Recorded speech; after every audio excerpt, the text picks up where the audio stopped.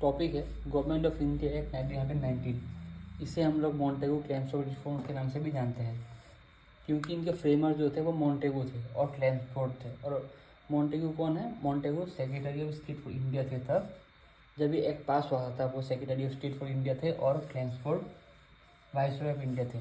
तो यहाँ पे हम लोग कुछ पॉइंट्स पढ़ेंगे और उनमें से पहला है ये जो एक्ट है गवर्नमेंट ऑफ इंडिया 1919, उस एक्ट को act for responsible government in India के नाम से भी जाना जाता है।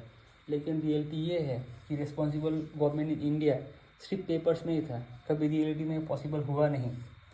नेक्स्ट है सेंटर का फंक्शन जो वो रिलैक्स हो गया, क्योंकि अभी सेंटर का फंक्शन जो है उसे दो सब्जेक्ट्स में बांटा गया, सेंट्रल सब्जेक्ट और प्रोविंशियल सब्जेक्ट, जहाँ पे central control mainly central subject में था, प्रोविंसेस का प्रोविंशियल सब्जेक्ट में।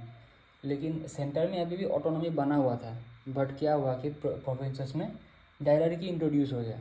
इसके कारण क्या हुआ, इसको प्रोविंसेस के जो सब्जेक्ट्स थे उसे और दो फर्दर लिस्ट में डिवाइड किया गया, एक था ट्रांसफर लिस्ट और एक था रिजर्व लिस्ट। ट्रांसफर लिस्ट मतलब वो सारे पॉइंट्स टॉपिक्स जिन्हें हम लोगों ने ट्रांसफर कर दिया, ठीक है। अब ब्रिटिशर के पॉइंट ऑफ व्यू से देखिए, ब्रिटिशर ने उसे ट्रांसफर कर दिया, तो उस पर किसका एडमिनिस्ट्रेशन था? It was administered by governor general. ये और गवर्नर जनरल भी एक्शन लेता था, that was in response to council of minister. Okay, next है रिजर्व लिस्ट। रिजर्व लिस्ट को एडमिनिस्टर करते थे गवर्नर जनरल और वाइस रॉय के एग्जीक्यूटिव काउंसिल। और यहाँ पे एक यूनिक चीज़ देखा गया है, for the first time central budget और प्रोविंशियल बजट जो है वो सेपरेट किया गया। फाइन। नेक्स्ट, अब हम लोग ने देखा था कि लास्ट टाइम सेपरेट इलेक्टोरेट्स भी मुस्लिम्स को दिया गया था, लेकिन यहाँ पे separate electorates not only for Muslims, Europeans, Anglo Indians, Sikhs और इवन इंडियन क्रिश्चियंस को भी दिया गया। नेक्स्ट पॉइंट ये है कि बाइकैमरलिज्म इंट्रोड्यूस किया गया। फाइन, मतलब दो हाउस किया गया, अपर हाउस, जैसे कि हम लोग अभी राज्यसभा है, अपर हाउस और लोअर हाउस लोकसभा है, ठीक वैसे तो आप लोग बस एनालॉजी को लगाइए, क्रिएट करिए। ठीक वैसे ही उस वक्त भी अपर हाउस क्रिएट किया गया था, जिसे हम लोग कहते थे काउंसिल ऑफ स्टेट, और लोअर हाउस भी था जिसे हम लोग कहते थे लेजिस्लेटिव असेंबली। फाइन, और इनमें भी कुछ मेंबर्स जो है वो डायरेक्टली इलेक्ट होके आते थे, और वो भी थ्रू लिमिटेड फ्रेंचाइजी।